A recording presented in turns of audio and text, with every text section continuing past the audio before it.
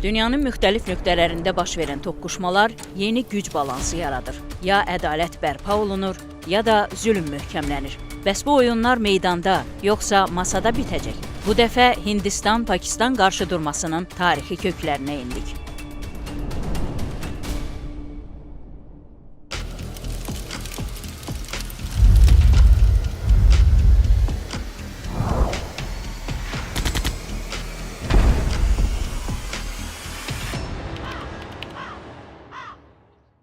Əbədi qonşu, əzəli rəqiblər. Keçmişləri eyni kökdən gəlir, amma gələcəyi ayrı görürlər. Ötən yüzillikdən başlayaraq dəfələrlə bir-birinə qənim kəsilən Hindistan və Pakistan hələ də ortaq dil tapa bilmirlər. Bu baxımdan tarixi ədavətin 2025-ci ildə yenidən alovlanması da təəccüb doğurmur. Dünyanın ayrı-ayrı hissələrinin xaosa sürükləndiyi bir dövrdə müharibənin kəndarından döndü bu iki qonşu. 4 günlük silahlı münaqişə bir müddətdir qorunan sakitliyi pozdu. Bu isə həm regional, həm də qlobal təhlükəsizlik baxımından böyük narahatlıqlara səbəb oldu. Bugün toqquşmalar aktiv deyil. Bəs düşmənçiliyin tamamilə aradan qaldırılması real bir ehtimaldırmı? 2025-ci ildə Hindistanla Pakistan növbəti silahlı toqquşmaya imza atdı. Hadisələrin başlanğıcı Cammu və Kəşmirdə törədilən terror aktı oldu. Hansı ki 25 Hindistanlı və bir Nepallının həyatına son qoydu. Bu isə Pakistanı ittiham etmək və hücum əmrini vermək üçün Hindistana bəs edirdi. Dehli Sindor əməliyyatı adı altında Pakistana hücum başlatdı. İslamabadın bu savaş elanına reaksiyası isə gecikmədi. Hindistan tərəfi bu insidenti törədənlərin Pakistan ilə əlaqəsi olduğunu iddia edir. Pakistan isə bu ittihamları əsassız adlandıraraq tərəfsiz istintaqa çağırır. Və Hindistanın Pahalgam regionu olan adlanan bu regionda baş verən insidentə ilk münasibətində o hava məkanını Pakistana bağlamış, qarşılıqlı ticarətin dayandırılmasını elan etmiş və Hind çayı hövzəsinin idarə olunmasını tənzimləyən əsas müqavilə olan Hind suları müqaviləsinin dayandırılacağını bildirib. Pakistan da öz növbəsində bu addıma sərhədi bağlamaqla və ticarəti dayandırmaqla qarşılıq verib. We can consider that during this conflict Bu münaqişədə hər iki tərəf itki verdi. Məlumatlar mediada və rəhbərlərin açıqlamalarında yer aldı. Hindistan 2-3 təyyarə itirdiyini bildirərkən Pakistan 6-7 təyyarə vurduğunu iddia etdi. Donald Trump da bunu dəstəklədi. Hindistan 20-30 nəfər mülki və 7-8 hərbçinin həlak olduğunu, terror düşərgəsində 100-dən çox silahlının məhv edildiyini bildirdi. Pakistan isə 50 mülki şəxsin öldüyünü və bir neçə Hindistan təyyarəsinin vurulduğunu qeyd etdi. Qarşılıqlı iddialar olsa da dəqiq məlumat yoxdur. Ümumilikdə Pakistanın itkiləri daha çox olub. Hindistanın hava müdafiəsi bunda mühüm rol oynayıb. India and India's air defense system played a very crucial role for that matter. This important topic has communicated to the entire world. Bu məsələ Hindistan-Pakistan siyasətinin əsl mahiyyətini göstərdi. Hindistan illərdir Pakistanın suverenliyini zəiflətməyə çalışır. Birbaşa və dolayı hücumlar həyata keçirir. Pakistan nüvə silahına malik ölkədir və öz ərazi bütövlüyünü qorumağı bacarır. Pakistan regional çəkindirmə amilinə güvənirdi. Bu da Hindistanın aqressivliyinin qarşısını alırdı. Lakin yanlış hesablamaları nəticəsində Hindistan Pakistana hücum etdi və öz məqsədlərini reallaşdırmağa çalışdı. Bu uzun müddətli planın həyata keçirilməsi Modi hökuməti dövrünə təsadüf etdi. Modi rəhbərliyi sərt və ideoloji yönümlü siyasət yürüdərək ölkədə müsəlman icmasını kənarda qoydu və Pakistanla gərginliyi artırdı. Nəticədə qəti addımlar atıldı. Pakistana qarşı hərbi əməliyyatlar başlandı və Kəşmirin statusunu dəyişmək planı irəli sürüldü. So then they launched an offensive attack and in this way the war started. Qarşıdurmanın sonuncu təkanverici qüvvəsi terror hücumu olsa da, tərəflər arasındakı əsas problem mənbəyi Kəşmir məsələsidir. Hindistan 2019-cu ildə bölgənin xüsusi statusunu ləğv etdikdən sonra ölkələr arasındakı münasibətlər daha da gərginləşdi. Tərəflər sərhəd bölgələrində hərbi mövqelərini gücləndirdi. Gərginliyi alovlandıran digər faktor isə beynəlxalq diqqət və diplomatik müdaxilənin əskikliyi idi. Burada səbəblərlə yanaşı bəhanələr də var. Səbəblərin tarixi köklərinə baxsaq, artıq yarandıqları gündən Pakistanla Hindistan arasında mübahisəli mövzular, məsələlər mövcud olmuşdur. Xüsusilə də Kəşmir məsələsində və bununla əlaqədar dəfələrlə geniş miqyaslı müharibə həddinə çatan qarşıdurmalar olmuşdur. Lakin eyni zamanda hər zaman tərəflərin müəyyən razılığa gəldiklərinə, atəşkəs elan elədiklərinə baxmayaraq qarşı durmaya səbəb olan hadisələr də baş verir. Daha çox bəhanə də demək olar. So without having Hindistan hər hansı araşdırma aparılmadan dərhal Pakistanı ittiham etdi və onu məsul tutdu. Pakistan bu iddiaları rədd etdi və dəfələrlə obyektiv beynəlxalq araşdırma üçün əməkdaşlıq təklif etdi. Həmçinin hadisəni qınadı. Lakin Hindistan araşdırma aparmaq əvəzinə hərbi qüvvələrini səfərbər etdi və nüvə balansını nəzərə almadan hücuma keçdi. Pilotsuz uçuş aparatları və digər hərbi vasitələrdən istifadə etdi. Beləcə Hindistanın başlatdığı toqquşma iki qonşu ölkə arasında qısa, lakin real müharibəyə çevrildi. in this way it became a war between two neighbors. Son hadisələr zamanı Hindistan rəsmi tonunu dərhal sərtləşdirdi. Başladılan hərbi əməliyyatı Pakistan ərazisində terrorist infrastrukturlarını məhv etmək üçün qanuni intiqam xarakterli əməliyyat kimi təqdim etdilər. Pakistan isə Hindistanın hücumunu müharibə aktı kimi qiymətləndirdi. Həm hərbi baxımdan cavab verildi, həm də beynəlxalq diplomatiyaya müraciət edildi. Bəs nəyə görə danışıqlar deyil, hərbi addım seçildi? Burada bir neçə səbəb üstündə dayanmaq olar. Daxili təzyiq və ictimai gözlənti, güc nümayişi və qarşı tərəfi çəkindirmə, sürətli eskalasiya riski, keçmiş prezidentlər və beynəlxalq vasitəçiliyin gecikməsi. India and Pakistan practically have preferred armed deterrence. Hindistan və Pakistan uzun illər diplomatiyadan çox hərbi çəkindirməyə üstünlük veriblər. Bunun səbəbləri dərin etimadsızlıq, həll olunmamış sərhəd mübahisələri və bölünmə dövrlərindən qaynaqlanan milli kimlik rəqabətidir. Kəşmir münaqişəsi bu qarşıdurmanın mərkəzindədir. Hər iki tərəf məsələyə suverenlik və milli qürur prizmasından yanaşır. Bu da dialoq və kompromis imkanlarını məhdudlaşdırır. Təkrarlanan müharibələr, sərhədyanı terror və hərbi gərginliklər danışıqları inamı zəiflədib. Daxili siyasət, milli emosiyalar, Pakistanda ordunun rolu və Hindistanda sərhədyanı terror təhlükəsi hər iki ölkəni təhlükəsizlik yönümlü siyasətə sövq eləyib. Nəticədə hər iki tərəf diplomatiyadan çox hərbi çəkindirməyə əsaslanıb. Enforce a security first approach. That's why, as a result, both nations rely on the military deterrence over the diplomacy. The problem is Pakistan has a long history of proposing some peaceful initiative to India on Kashmir issue. Problem ondadır ki, Pakistan Kəşmir məsələsində uzun illər sülh təşəbbüsləri göstərib. Məsələn, Hindistan 1974-cü ildə nüvə proqramına başlayanda Pakistan bunu həm özünə, həm də Çinə qarşı təhdid hesab etdi və BMT Baş Assambleyasında Cənubi Asiyada nüvə silahlarından azad zona yaradılmasını təklif etdi. Beynəlxalq ictimaiyyət bunu müsbət qarşıladı. Lakin Hindistan rədd etdi. Müşərrəf dövründə iki ölkə arasında etimadın bərpasına yönəlmiş addımlar, görüşlər, kompleks dialoqlar, vizaların sadələşdirilməsi və iqtisadi əməkdaşlıq təşəbbüsləri həyata keçirildi. Lakin bu addımlar uzun ömürlü olmadı. 2008-ci ildən Hindistan daxili təhlükəsizlik problemlərinə görə Pakistana ittihamlar yönəltdi. Pakistanın sülh təşəbbüsləri Hindistanın aqressiv və hegemon siyasəti ilə üzləşərək rədd olunur. Used by or tuned by Indian aggressive policies, or positively we can say their hegemonic policies. 2025-ci il Hindistan-Pakistan qarşıdurması beynəlxalq narahatlığa səbəb oldu. BMT Təhlükəsizlik Şurası təcili iclas keçirərək atəşkəs çağırışı etdi. ABŞ, Avropa İttifaqı, Çin və Rusiya diplomatik kanallar vasitəsilə gərginliyin azaldılmasına çalışdılar. Eskalasiyanın artacağı qorxusu olsa da, beynəlxalq təzyiqlər nəticəsində tərəflər mayın 10-da atəşkəs imzaladılar.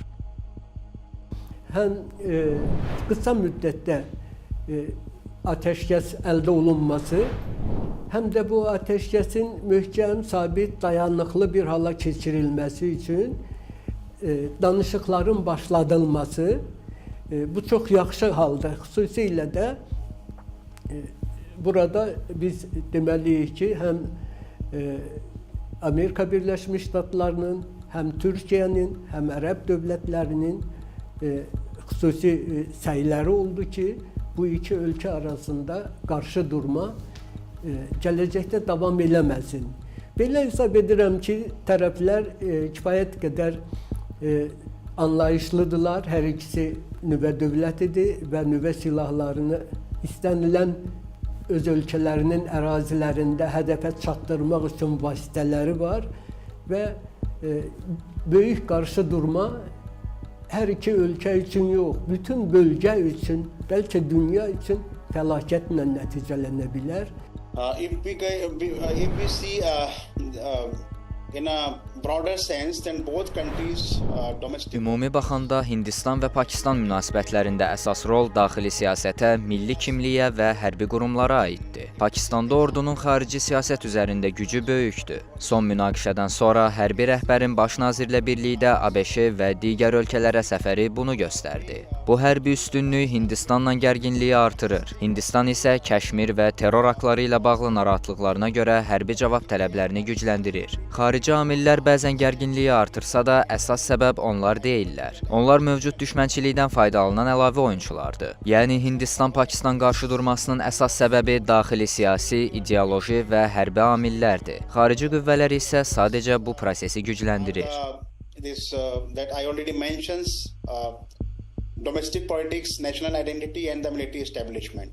International community initially was not very much. Beynəlxalq ictimaiyyət ilkin mərhələdə məsələyə aktiv müdaxilə etmirdi və ciddi maraq göstərmirdi. Lakin zaman keçdikcə hər iki dövlətin nüvə silahına malik olduğunu və qarşıdurmanın tam miqyaslı müharibəyə çevrilə biləcəyini gördü. Nəticədə vasitəçilik rolunu üzərinə götürdü. Bu prosesdə Türkiyə və Azərbaycanın rolu diqqətə layiqdir. Böyük güclərdən ABŞ ilk mərhələdə passiv idi. Lakin qarşıdurmanın nəzarətdən çıxmaq üzrə olduğunu görən kimi Hindistanın xahişi ilə vasitəçilik etdi və müharibənin qarşısını almaqda effektiv rol oynadı. ABŞ-Hindistan strateji yaxınlığı isə Hindistanın qonşularına qarşı aqressiv siyasətini dəstəkləyir. Yekun olaraq ABŞ bu müharibədə obyektiv, məhsuldar rol oynayaraq qarşıdurmanı dayandırdı. Lakin konflikt hələ də qalmaqdadır.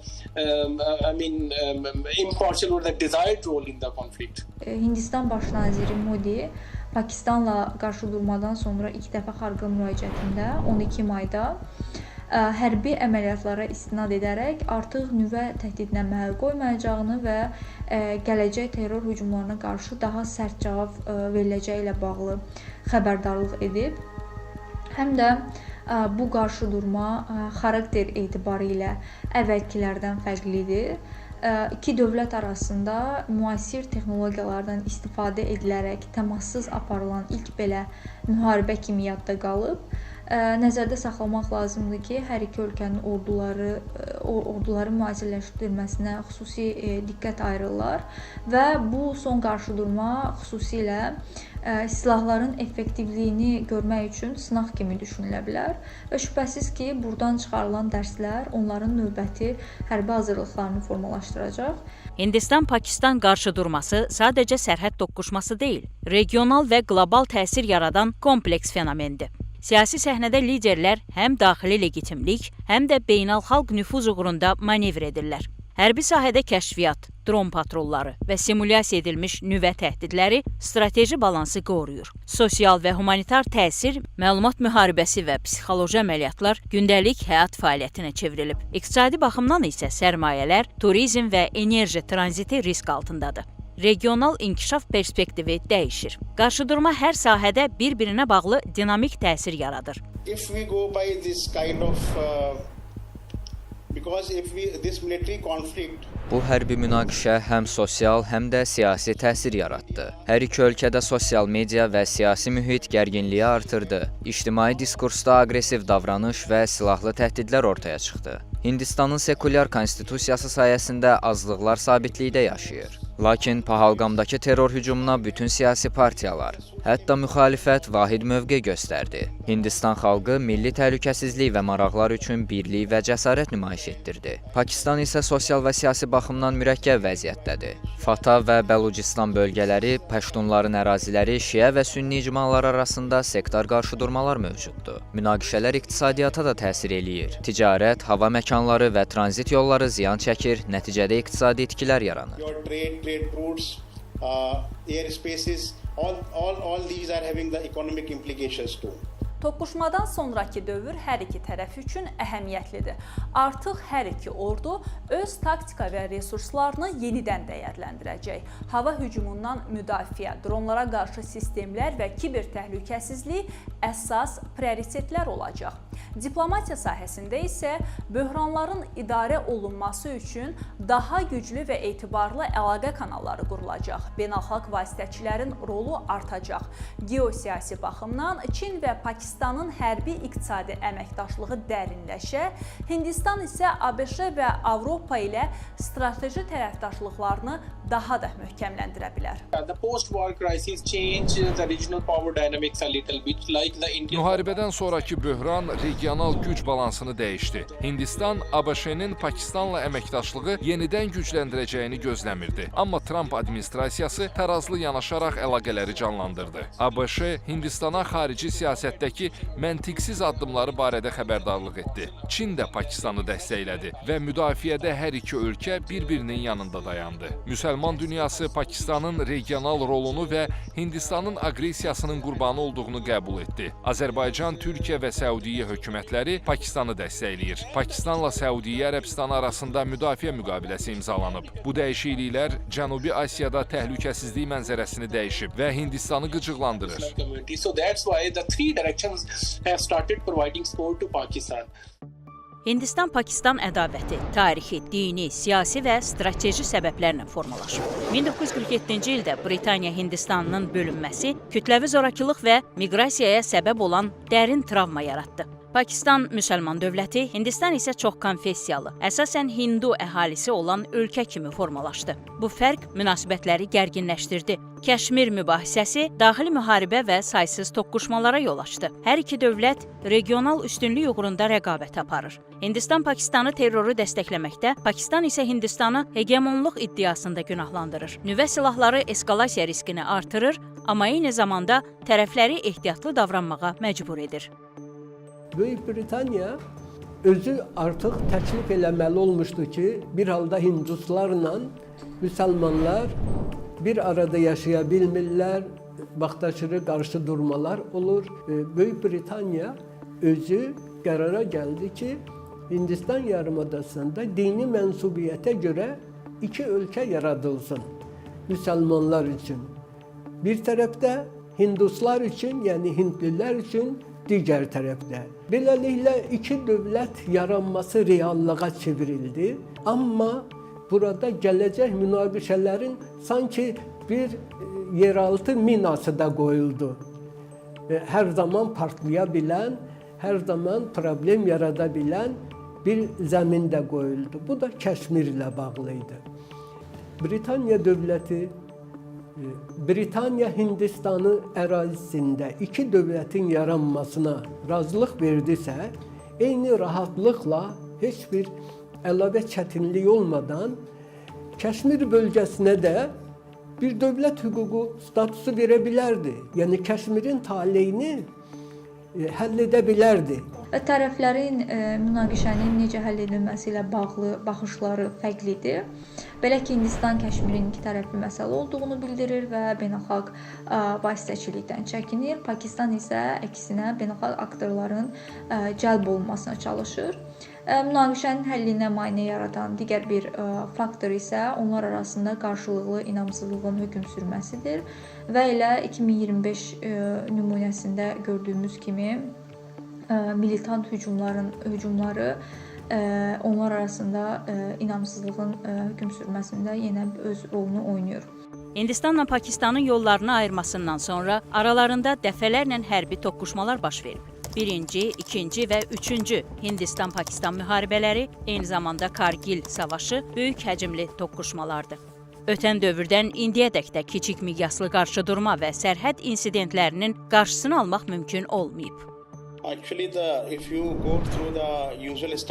Hindistan və Pakistan arasında sərhəd insidentləri əsasən ərazi mübahisələri, siyasi gərginliklər və dini bölünmələrdən qaynaqlanır. Bunlar 1947-ci ildə Hindistanın bölünməsi zamanı yaranıb. Bütün böyük müharibələrin mərkəzində Kəşmir problemi dayanır. İlk Kəşmir müharibəsi Pakistanın dəstəklədiyi qrupların hücumu ilə başlayıb. Maharaja Hari Singh isə Hindistandan hərbi yardım alaraq Kəşmiri Hindistana birləşdirib. 1965-ci ildəki müharibə də Pakistanın Kəşmirə sızmaq və üsyanı qızışdırmaq istəyi ilə bağlı idi. Britaniya Hindistanının bölünməsi, qaçqın böhranı və kütləvi zorakılıqlar bölgədə dərin düşmənçilik və etimadsızlıq yaratdı. Sərhədin dəqiqləşdirilməməsi, siyasi qeyri-stabillik, hərbi qüvvələrin möhkəmlənməsi və Pakistanın terrora dəstəyi davamlı gərginlik yaratdı. 1999-cu il Kargil müharibəsi, 2001-ci il parlament hücumu, Pulvama və Pahalgam hücumları Hindistan üçün ciddi zərərlərlə nəticələndi. These insurgencies and terrorism, this is also one of the factor. Nəzərdə saxlamaq lazımdır ki, militant qruplara dəstək verilməsi ilə bağlı ittihamlar iki dövlət arasında uzun müddətdir ki, gərginlik səbəbidir. Daha əvvəllər də Hindistan bu əsasla Pakistana hava zərbələri endirib. 2016-cı ildə Uri şəhərindəki Ceyş-i Məhəmməd qruplaşmasının hücumundan sonra Hindistan Pakistanın idarə etdiyi Kəşmirdə hədəflərə zərbələr endirib. 2019-cu ildə də yenə Pulvama hücumundan sonra Hindistanın hətta Kəşmirdən başqa Pakistanın digər bir əyaləti Xaybir Paxtunxvaya hədəf aldığını görürük. Qeyd etdiyim kimi 2016-cı ildən sonraki nümunələr münaqişədə nüvə silahlarından potensial istifadə təhlükəsi olmasına baxmayaraq Hindistanın terror hücumlarını Pakistana qarşı hərbi əməliyyatları başlatmaq üçün kifayət qədər əsas kimi istifadə etdiyini görə bilərik. Müasir sülh prosesi üçün Kəşmir məsələsi prioritet olaraq həll edilməlidir. Çünki bütün digər ədavət amilləri, etnik dini gərginlik, hərbi eskalasiya riski, diplomatik təzyiqlər əsasən Kəşmir məsələsində birləşir. Ərazi mübahisəsi hərbi qarşıdurmaların təməl səbəbidir. Bölgə su resursları, müdafiə imkanları və regional təsir üçün kritikdir. Hər iki tərəf üçün simvolik və strateji dəyəri böyükdür.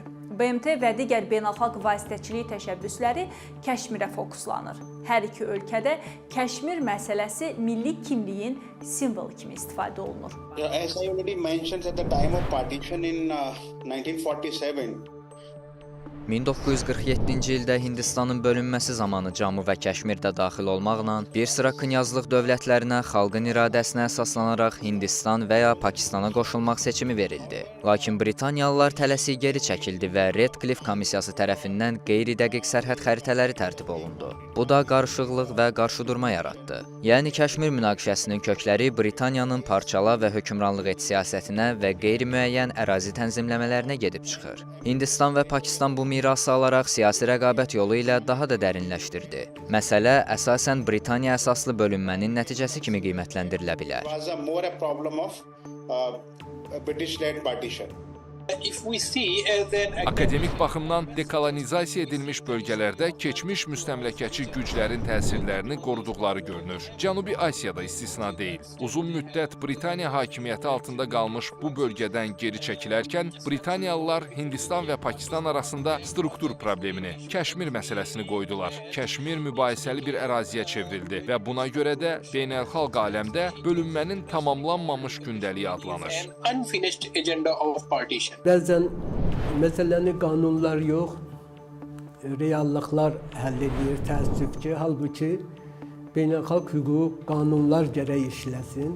Beynəlxalq hüquqa görə Birləşmiş Millətlər Təşkilatının qəbul etdiyi qətnamələrə görə Kəşmir xalqı öz müqəddəratını özü təyin eləməlidir.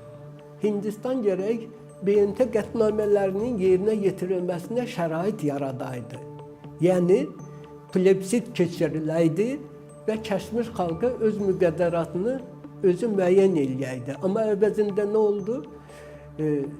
Hindistan Kəşmiri xüsusi statuslu ştat kimi özünün tərkib hissəsi elan elədi. Bu, BMT qətnamələrinin həm maddəsinə, həm də ruhuna zidd idi.